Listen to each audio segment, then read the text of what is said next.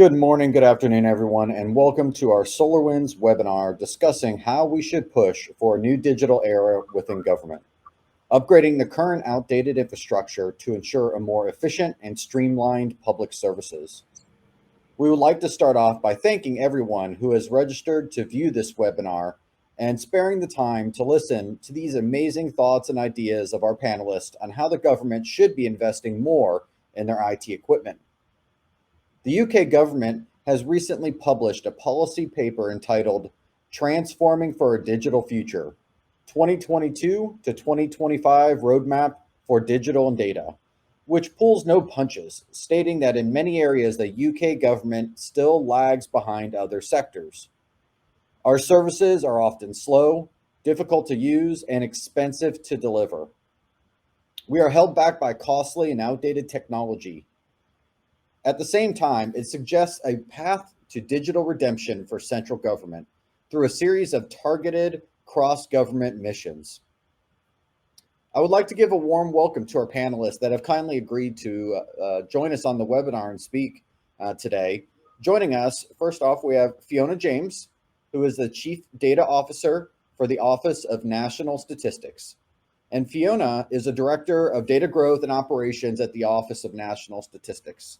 She is an experienced digital, data, technology, and policy expert with a deep understanding of the delivery challenges faced by public sector organizations.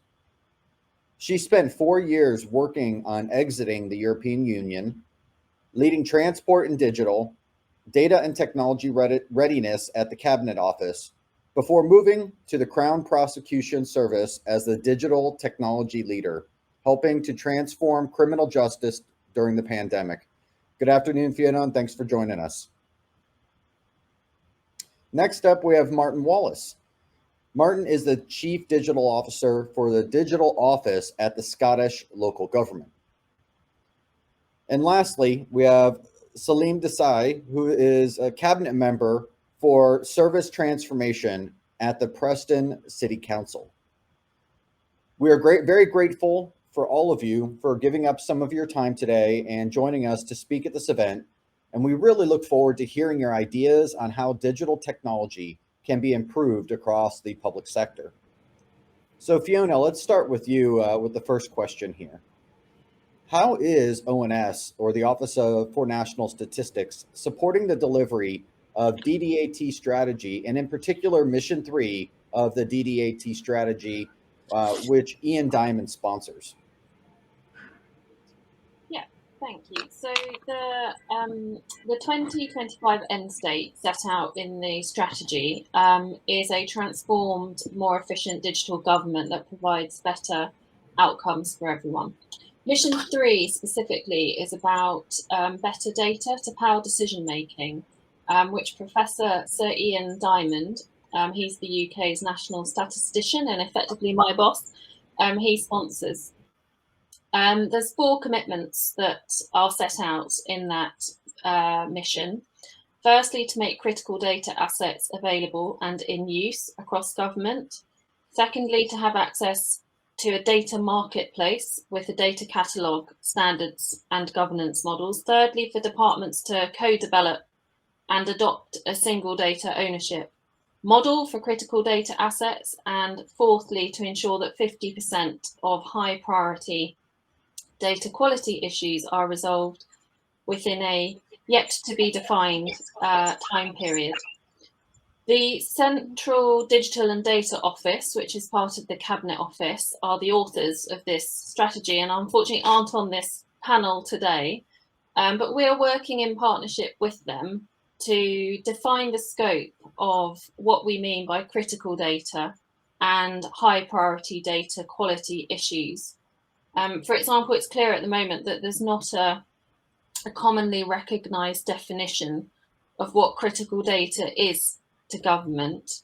However, it's very important in recognising that different departments will have different needs, and that we need to think more broadly in terms of how we can support each other to share more data more easily.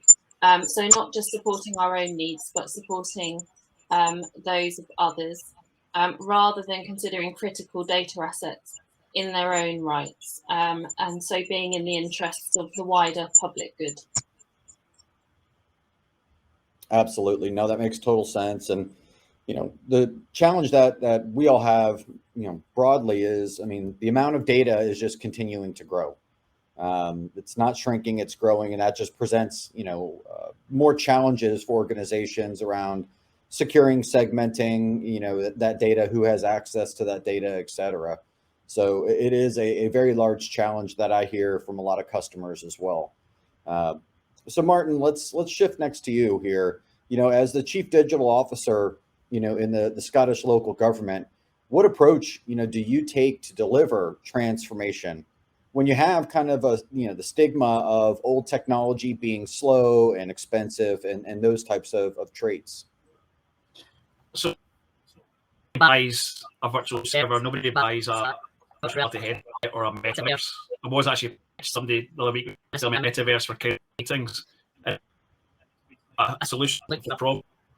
So primarily the way we've in this office for the last 6 years that we've been in creation has been given by default technology and data design, and not the other way around. So it's understanding what are the business challenges, what are the critical things we have to address in communities for health, being, economic prosperity, regeneration, etc. Working back to where's the data, and then working back to the systems. Where's the system? How do we get access to it? Primarily, we also look at this collaboration, where there's procurement opportunity, where we can actually use leveraging, I would say, recipes or blueprints to be able to extract data, etc. We want as well, because we are on a very, very small budget. We're always challenged because we have to deliver frontline services, but at the same time we also have to keep the lights on. And fundamentally, I think the COVID can change the game. More conversations about how do we invest in technology to help with outcomes for communities as well. Yeah, no, absolutely. And I think that's a common theme that I've seen globally as well, is that organizations aren't just looking at it now as discrete, technology components. It's not just about the network or the storage or the virtualization or the cloud infrastructure. It's more about the service. What are we trying to deliver to our constituents, to our customers, whoever that end person may be. So it's more about that end-to-end service versus, again, those kind of discrete components. And that's a bit of a shift than how some organizations historically may have thought about things. So absolutely. And, great feedback on that one. And so, as we shift here next to Salim, as we talk about the Preston City Council, how do you think COVID, has affected the take up and move into IT? I think we've had to change the way we do things in terms of working in the office, etc. So we've had to invest heavily in equipment and software to enable our employees to go out and be able to ensure that they can provide a service that the public require. So we've had to learn things very, very quickly, and then roll everything out really, really quickly. So decisions have been made, and sort of project work that would have taken months to do has been done in a very short period of time. So in effect, COVID has moved us forward quickly in order to roll equipment and IT out. Leaps and bounds. We've done things that would have taken a long time to do in sort of if COVID wasn't around. Just the impetus and the reason for sort of doing things was so imperative. Making sure that service failures were reduced, etc. So COVID has been a big boost to ensuring that we've changed the way that we work. Absolutely. No, absolutely. And I think a lot of organizations going forward are going to be in a hybrid nature. There are some that are going back to office full time, but I think a lot of organizations are also going to a hybrid model. And to your point, that is forced, IT organizations to reevaluate their IT roadmaps, to look at accelerating some initiatives and projects like some of their digital transformation to make resources accessible without VPN connectivity, and adopting, strategies such as zero trust at a quicker clip than originally planned. Sometimes for IT departments, it's a cost of finance, and with COVID being there, the finance hasn't been much of an issue. In effect, it's what can you do? The money is available. When can you do it for? We need to ensure we're providing a service to our constituents. So for once, finance hasn't been the issue, and has been an enabler. Because obviously everything costs money and everything's expensive, software is expensive, Microsoft licenses, etc. So we've almost had an open wallet policy to say, get the job done, make sure service provision is maintained. Yeah, it's interesting. I mean, I think you're definitely lucky in that respect. I don't think you hear that same sentiment, in terms of willing to open the wallet and spend, globally across different organizations. A lot of organizations have been told, continue to leverage what you have and adjust your plan and your roadmap. You're not getting any more money. So that's fantastic, that y'all were able to have that flexibility and adjust there. So this is fantastic. Thank you all, for these introductory answers. I would like to now divert, our audience to the poll that we are running. We want to get your opinion, here on this first question. So take a look and please let us know what you think, and then we'll come back here.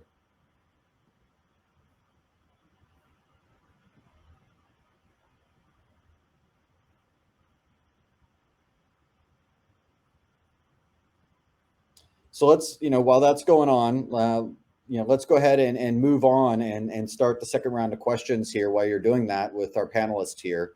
And so, we'll go back to Fiona here to start out the second round in here. And so what work are you doing to help manage, encourage data sharing within your sector? Well, there's two things that the Office for National Statistics is doing. So firstly, we're very much building the strong foundations that we laid during the pandemic to put in place a more strategic data platform to enable better access and joining of data. It's called the Integrated Data Service, and we're building that in collaboration with partners across government and with the devolved administrations. It's a multi-cloud platform that's bringing together ready-to-use data to enable faster and wider collaborative analysis. So we'll give controlled access to de-identified integrated data products with standards and access to a live catalogue of research-ready data sets. So that's very exciting, and we're building that at the moment. And there is an initial public beta website which you'll find online if you type in the Integrated Data Service. The second thing that we're doing is we're going to be making a recommendation next year to ministers about whether to hold another census.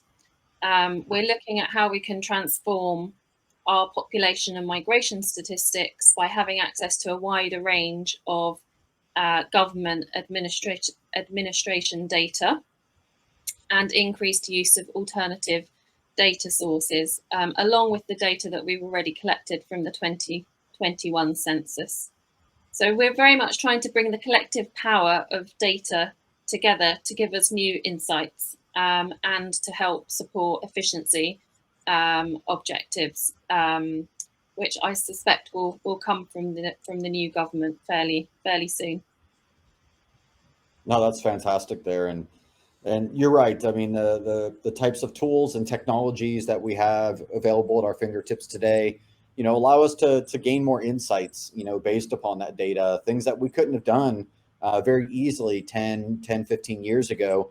And that's only going to improve going forward. So yes, while the data volume is increasing, the power of some of the tooling that's available to us as well to really, kind of understand the data and understand the relationships and what problems it can help us answer has definitely changed as well. You've got AI and machine learning, you've got other technologies that are in play these days.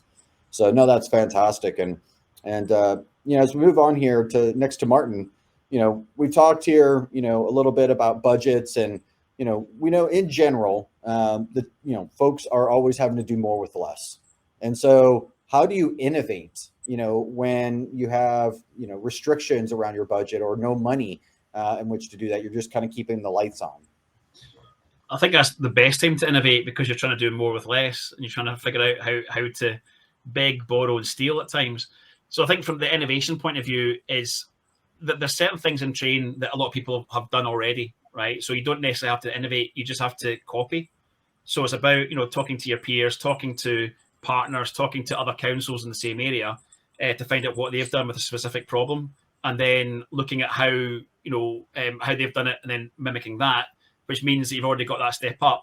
In terms of pure innovation is looking at collaboration. How can you actually collaborate with partners so you're all got the same problem, looking for a common business problem, because you won't be, if you look at a standard council, I'm doing them with this justice, there's 25 key departments in every single council in the UK. And then from that, the process of picking up a bin will be the same as in Preston with my colleague Salim to picking up a bin in Shetland. But in terms of how we actually digitally take the data from that one to see about recycling, looking at pickups, looking at misuse, fly tipping, etc., environmental services, that's going to be slightly different. So I think it's about how do you innovate together rather than having to do it alone, because we're all in public service, we all have limited budgets, and I think it has to come to partnership and collaboration to make it happen. You can't really do it on your own unless you've got a big budget. Yeah, no, I agree with you 100%. As a reference point, over here in the United States, we've had various executive orders come out, around the cybersecurity. And it's the same kind of theme that you're talking about there is how do you do more with less? And a lot of it is collaboration, is talking with your peers. Have you seen this challenge? How have you solved this problem? Are there creative and innovative ways that maybe your team hasn't thought of, on that front? Or maybe there's work that's already been done that they could share. So if I go back, we've got in Scotland through Scottish Government an initiative called CivTech, which is an innovation hub set up by Scottish Government.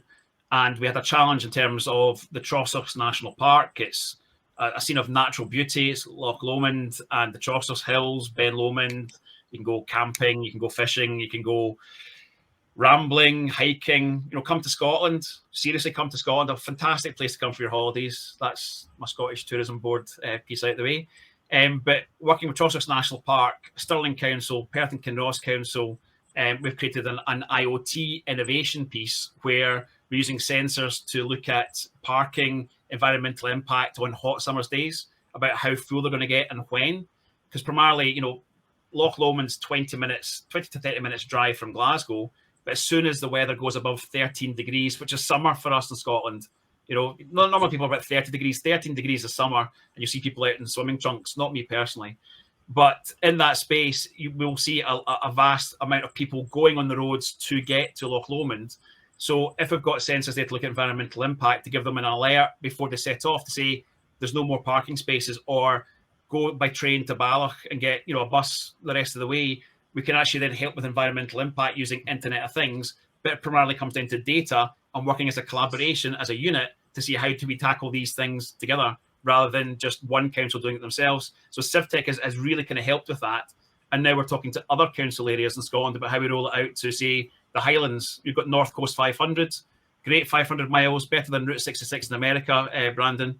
But yeah, again, what's the environmental impact of that one, and how do we use sensors and data to make sure that when visitors come to Scotland, they have the best experience possible from our council and services? No, it's fantastic. I love that collaboration. That's long overdue to be seen, across organizations on that front. So that's great. So let's move next to Salim here. And so, as we talk about the Preston City Council, how do y'all serve, or how do you serve those who do not have access to IT resources themselves? This is something that we have to think about. Whatever we're doing, in the back of our mind, we're always considering, we're moving forward. We're introducing more IT, more services on the web. But how do you serve those who don't have access to it? So a lot of people will just come in through the front door. So we've developed sort of stations for them to use within our sort of reception area, so they can go there and use IT services. They don't actually have to go and talk to somebody at reception. So if they're doing something simple like paying a bill or asking for a service, they can do that there. Or if, for example, they just need to bring some evidence in, some paperwork that needs photocopying or recording, they can come in there and do that. So it's almost like a sort of a one-stop shop for them to use our IT services, but to do the work that they would be doing at home if they had the IT equipment. So that really helps. But again, there's people who won't be able to come in. Maybe disability precludes them from doing something like that. So we're always thinking about how we can help and what different do we need to do in order to ensure that our services are available to all. It's always something that we're thinking about.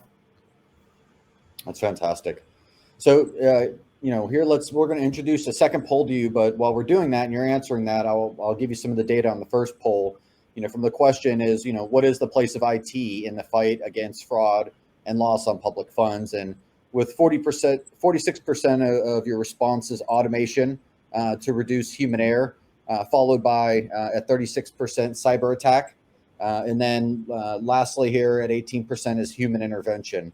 And so none of y'all said that there is no place all secure, so which is not a surprise on that last one there.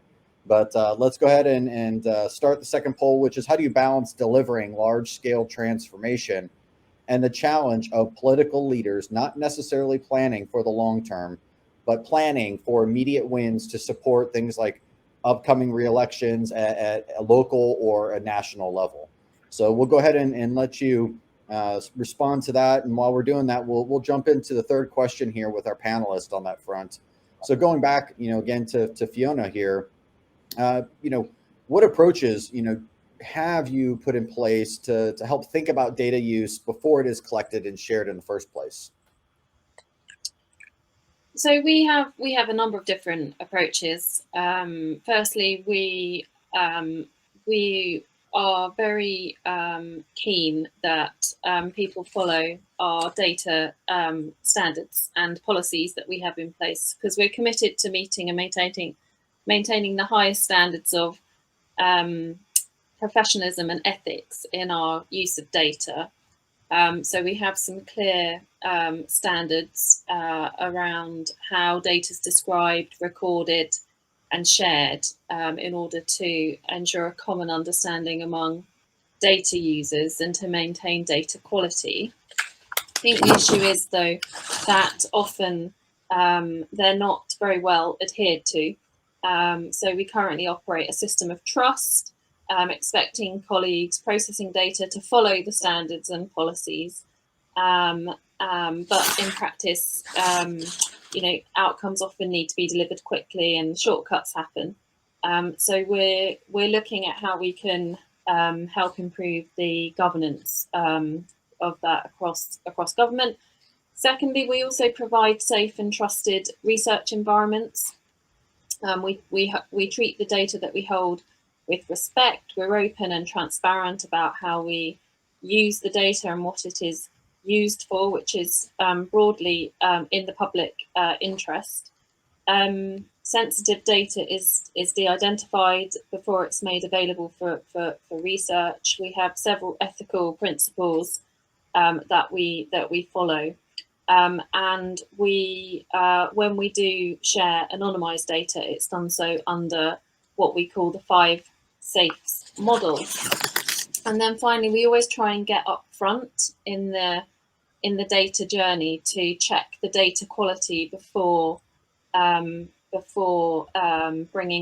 ingesting it. So bringing the data into ONS. We second analysts into other government departments. So, for example, we have analysts in Home Office and the Department for Work and Pensions. We also provide technical specification documents that support the data schemas. and we have automated systems that can run checks on the data around its quality. But so, for example, sometimes suppliers haven't done any of those quality checks up front, and sometimes you don't actually know what you're dealing with till you get it. But we're going to be doing more of that automation going forward, which is very exciting. Yeah, and the thing that's interesting is, I mean, we talked about already the growth and the explosion of the amount of data, but data is just it's a hot commodity, not just for us to use internally within agencies to do our job and provide services, et cetera, but to threat actors out there as well. I mean, just over the weekend here, Uber as well as Rockstar Games, they both announced they had penetration into their systems and data exfiltration. So people are always after data. Data is, both for good use and for bad use. And so making sure we have the right policies and processes and procedures around the handling of that data is critical. So it sounds like y'all are doing some fantastic work there at the ONS, in terms of how to structure and how to group that and secure that ultimately. So let's move here next to Martyn again. And let's talk again for the Scottish local government. We talked about, how do you innovate with money, but how do you attract the right skills, to the sector to support transformations? There's a lot of new technologies with cloud, for example, that are different than your traditional on-premises technologies. Security, we always know is at a premium in terms of InfoSec skill sets. So how do you attract, that right set of personnel? It's a struggle. It's a massive struggle. We've got such a buoyant digital infrastructure ecosystem in Scotland, especially because the majority of Scottish businesses are SMEs. Rockstar Games are based in Scotland originally. It came out of Aberdeen University, a big gaming fraternity around about Aberdeen. We've got Edinburgh University, which is the second best for computing science outside MIT, and then we've got fintech on the rise as well. So trying to attract talent when we don't pay as much as private sector, necessarily with the changes in terms of... No, it's a challenge. Yeah, with and it's going to continue to be a challenge until, we get the workforce. I know, for example, organizations like Microsoft and Google and others have pledged, a non-trivial amount of money in order to, incentivize and kind of get the next generation of IT and security and other practitioners. So that way we do have a better, resource pool of employees that we can go and recruit on that front. And it's not such an expensive, resource in order to find at that front. But this is an ongoing challenge for everybody. So as we go here lastly to Salim, we talked about, COVID and its impact. How do you serve those who don't have access to IT? But, what is the place of IT in securing fines, and how do you leverage automation and use of public evidence in that respect? Again, it's going back to a little bit of what Martyn talked about. And we get lots of ideas coming in. So, for example, we have traffic wardens going around taking pictures of cars, number plates that are breaking parking regulations, and then those then go out as fines. How could we use, save money on employing traffic wardens, for example? Because residents could maybe take pictures and send them up and use them. Sort of, if you have two pictures, 5-minute interval, to say the car has been there for a certain period of time, and use that, or maybe even having our own cameras at the start of the street, at the end of the street, to see when it came in, when it went out. So using automation, or even sort of uploaded screenshots that the customers, that the residents provide. These are all ideas that are coming in, but we can't. The law isn't up to date or isn't keeping up with how technology is moving on. But then again, would our residents that drive agree with some of these ideas? If they want to quick park somewhere that maybe they shouldn't be doing, but they know that they can get away with a 10-minute drop just whilst they go to the shop, come out. They know they're not causing anybody any inconvenience. Should we be fining them, or shouldn't we? These are all questions that need considering and careful thinking. I agree. One of the other things that we talked about with Martyn was in terms of sort of councils, we're all working in our own little silos, trying to develop products and services, trying to do things, again, more things with less money, but we're doing it individually. It's a matter of trust. We need to trust that the software suppliers can provide the solutions that are catered for us and do actually provide the solutions that we need. And it's a big gamble. The other issue is too many of the supplies, the big supplies, and they're very expensive. So it's a bit of a gamble to say, should we go with this or not?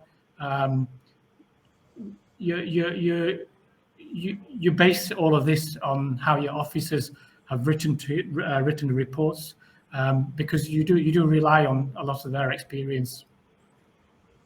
Yeah, no, you're right. You're absolutely right there. And so great insight, on that point as well. And so, let's go ahead and go back to the previous poll. I'll kind of repeat it and give you some of the results here. But the question or the poll was, how do you balance delivering large scale transformation and the challenge of political leaders not necessarily planning for the long term, but planning for the short term for things like upcoming re-elections at a local or national level? And 70% of you said it's with difficulty. It's not an easy balance on that front. It's a very tough balance in which to deal with leaders that are focused on the short term while still planning for the long term. And while 30% of you said transformation, is the goal of all parties, and I do see and hear that a lot too. That transformation, is the goal of all parties, but a lot of times the challenge is going back to that with difficulty is differing constituents or groups within that local or that government with differing opinions on how to solve a problem, and then it's how do you bring them together ultimately to have consensus. And a lot of times that's what the difficulty comes, is getting alignment, getting folks moving and all rowing in one direction. If you think of a boat, you want everybody rowing in the same direction, otherwise you're just going to row in circles on that front. And so, that's always a very difficult challenge, not just within, government-based agencies, but even, private sector based organizations as well. So let's go ahead and move here into our third poll question, which we talked a little bit about, with one of the questions, but I'm curious to see what some of the feedback is, from our audience here, which is, how do you attract, the right skills to the sector to support the transformation that you're trying to drive, ultimately within there. So let's see, can we go ahead and there we go. So the poll should have just popped up there. So, good answers there around third-party contractors, career goals, enhancement and training, benefits and better salary, and folks that are kind of like, I'm not sure what to do. I've kind of exhausted my options. I'm looking for ideas here. So go ahead and put in some answers there on that front, and we'll be there shortly.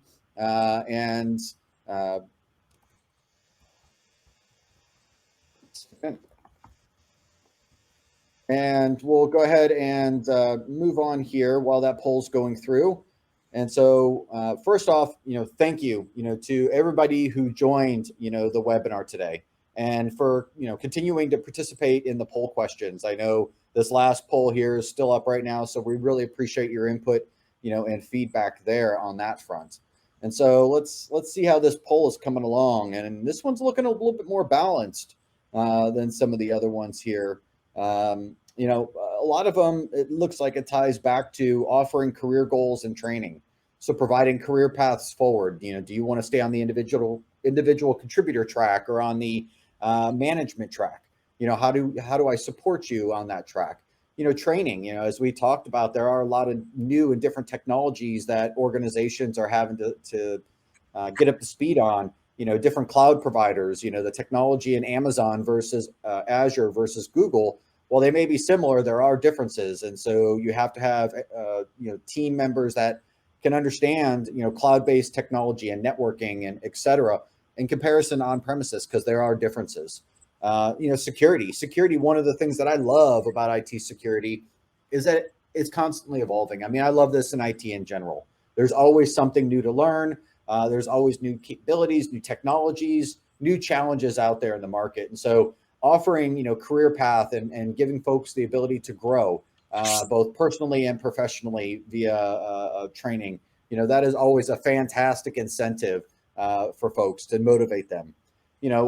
Of course, you always want to offer benefits and better salary packages. But as we've talked about here multiple times already this morning or this afternoon, we're trying to do more with less.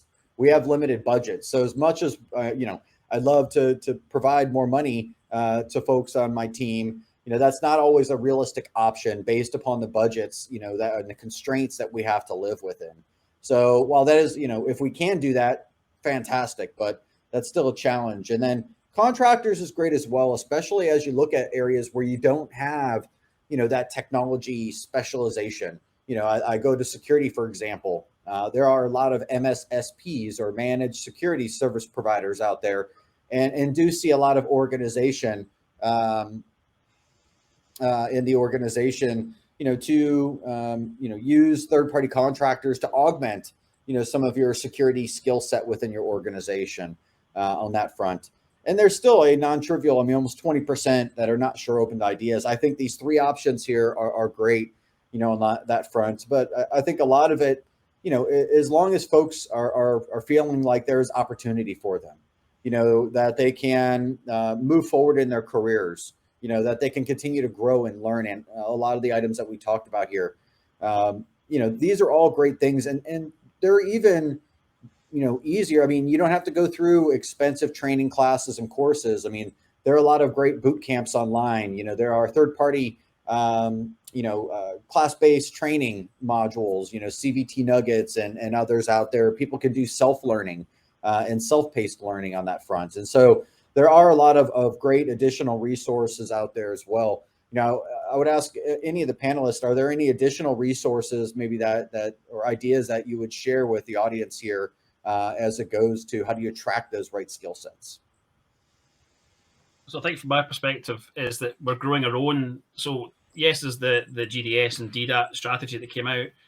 Scottish government and local government worked last year to do our own kind of joint digital strategy. And one of the big things in there is around about leadership and skills. So looking at, kind of the common components, 80% of digital skills are going to be the same. 20% is going to be a specialism, whether you're in health, Scottish government, local government, social care, etc. So trying to get some of the essentials done, like cyber essentials, data essentials, IoT essentials, get that done so that the whole of the workforce understand that part. Then moving to the GDS, DDAT roles if you're in a specialist role itself, and then just growing from that perspective. In Scotland, we do have a variety of different innovation hubs as well. We've got Data Lab, which is fantastic, who offer data analyst courses. There's Code Clan, which do data analyst courses. And the big thing we are screaming out for is user researchers, service designer, data analysts. So instead of trying to compete with the market, it's trying how do we actually invest in our people and grow our own, which then means that as jobs change from, as I call it, shuffling spreadsheets to proper data analysis, then we've got the skill set within the organization as well. And then it's also pooling resources because, we can't all, some if you're looking for a security person in the Western Isles or the Highlands and Islands, it's going to be difficult to recruit somebody in that area or get them to move to that area. So again, it's about collaborating and then using the skills and people we've got across the piece to help support each other rather than having that kind of siloed mentality. So there's a combination of different things that we've deployed in Scotland to try and address this. But primarily also starts in education. I'm a father of a daughter who was the only girl doing Nat 5 computing and then higher computing in her class, which I think is just crazy in this day and age. But a lot of parents still, tell their kids accountancy, legal, medicine, lawyer, just that's a kind of career path rather than thinking digital and data, which is basically where the world has now moved to. So I think there's a fundamental culture shift as a society in terms of education, but fundamentally, we've got a part to play, and we're trying to grow our own. That's fantastic. So, well, first off, I think we're got a few minutes left here. So, any other comments? I know Fiona, I think you maybe had some thoughts there. Maybe I misread, but to that comment about attracting, the right skill sets. Is there anything that you would share? Yeah, sure. So, I mean, like Martyn, we're very we can differentiate between the digital data and technology capability framework and kind of non-digital data and technology roles. I mean, there's loads of different professions in government, and as you can imagine, being a statistics and data organisation, we also have a lot of the analytical professions. I mean, we have implemented the digital data and technology pay framework now for certain key roles, which is really positive. So that's making us competitive. I'm not sure we'd ever be as competitive as some parts of the private sector, but that's good news. We are implementing career progression for many of the digital data and technology roles, which is helping with retention, skills uplift, and motivation, and those are underpinned by communities of practice. We've created a new digital data and technology academy, which is helping to kind of manage and coordinate development programs across the ONS. We have more to do to understand what our baseline of kind of data dexterity is for the rest of the organisation. So we're just in the process of kind of baselining what that means to us at the moment. So that we understand, also that everyone has the ability to work with data and ensure its ethical and secure usage. But we also do a lot to develop talent and encourage all kinds of people from all kinds of backgrounds to come into digital and data. So we work directly with development schemes such as bursaries, the T-levels and apprenticeships to support individuals from lower socio-economic backgrounds, for example. So I've, for example, got 10 data architect apprentices in my directorate, and they're getting involved with lots of really interesting work. And we don't just do that for ONS, we do that for government. So, we are trying to actively kind of train up the next generation of data leaders. But we do find data architect and data engineers being particularly hard to recruit. And I think that is a challenge across the market. This is not one that the ONS itself is facing. But yes, we do everything we can to develop talent and build the learning pathways for people to grow. So if you're looking for opportunity, come to the ONS. All right, that's awesome, fantastic. Yeah, but it's always a challenge everywhere you go. And so, well, fantastic. Well, I think that's all the time we have for today's webinar. First, I want to thank our panelists, Martyn, Fiona, and Salim, for sharing your time with us, as well as your thoughts and ideas on how the shaping of the future of the UK's digital infrastructure. And I also like to thank you in the audience here for registering, watching, joining in with the live chat and polls, and providing your input. We've had a lot of really good responses and interaction, and we'll look to follow up. If we didn't get to your question today, we'll look to try to follow up and give you some thoughts there to take. And we hope that you actually got some great ideas that you can think about as you look at your digital journey within your organization. So thanks a lot, everyone, and goodbye for now.